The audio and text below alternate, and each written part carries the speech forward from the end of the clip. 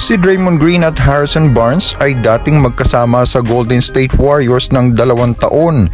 Ito ay noong 2015 at 2016 na kung saan namamayagpag ang Warriors. Noong 2015 ay nakuha ng Warriors ang unang kampiyonato matapos ang 4 na dekada. At taong 2016 naman na kung saan ay bahagi pa rin si Barnes ay nakuha naman nila ang best record sa NBA history na 73 wins at 9 losses. Ngunit sa kasamang palad ay natalo sila sa Cleveland Cavaliers para sana sa ikalawang kampiyonato nila. Kaya naman matapos ang pagkatalo nila sa Cleveland Cavaliers ay pumutok ang mga usap-usapan na nais ng Warriors na makuha itong si Kevin Durant. Si Kevin Durant ay free agent na ng mga panahong yon. At gayon din naman si Durant na nagpahayag ng kanyang intensyon na lumipat sa contender na koponan. At yun na nga ang Golden State Warriors. Kaya noong July 7, 2016 ay pumirma ng kontrata itong si Durant sa Warriors para sa 2 taon. At ito na nga ang naging mitsa upang ma-trade itong si Harrison Barnes sa Dallas Mavericks dahil kinakailangan ng GSW ng cap space para kay Durant.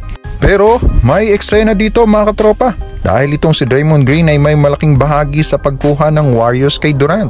Nagkaroon pa nga ng muulat na matapos ang Game 7 ng pagkatalo ng Warriors sa Cleveland Cavaliers ay tinawagan nga daw niya si Kevin Durant para ito ay hikayatin na sumama na sa Warriors.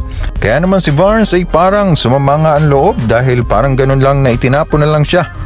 Matapos nga na ma-trade itong si Barnes sa Dallas Mavericks ay nalipat naman siya noong 2019 sa Sacramento Kings hanggang sa panahong ito.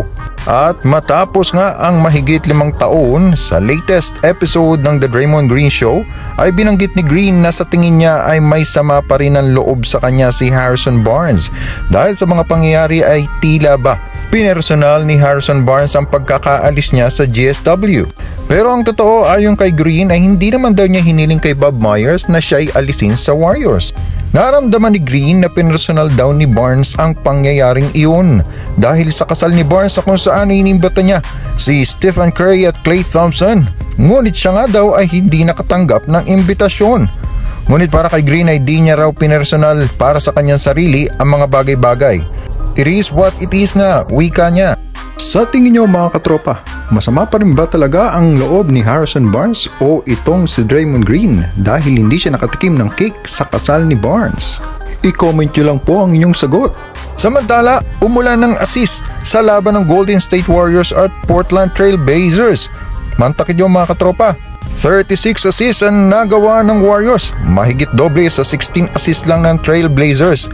Pero ang malapit dyan, yung 14 assist na nagawa ni Stephen Curry.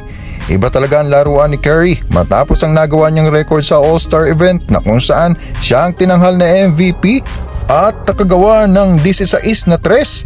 At ngayon, heto na naman siya, 14 assist. Aba, parang sumapi sa kanya si Draymond Green. Maliban pa dyan ay maganda ang offensive rating nila. Sa kabuuan, ang Warriors ay nakagawa ng 51.1% sa perimeter at 36.6% naman sa 3-point area, habang napigilan nila ang Trail Blazers na nakagawa lamang ng 39.7% sa paint area at 25.7% lamang sa tres. Maganda rin ang kanilang depensa na nakapag-force ng 18 turnovers para sa Trail Blazers na na-convert naman ng Warriors sa 20 points. 8 sa mga manlalaro ng Warriors ang nakagawa ng double digit. Pinangunahan ni Curry ang Warriors na nakagawa ng 18 points, 5 rebounds at 14 assists. Klay Thompson na may 18 points, 5 rebounds at 2 assists. Jonathan Kuminga na may 17 points, 8 rebounds at may 2 blocks. At Jordan Poole na may 15 points. Ang Portland naman ay pinangunahan ni Anfernee Simons na may 24 points at Justice Winslow na may 14 points.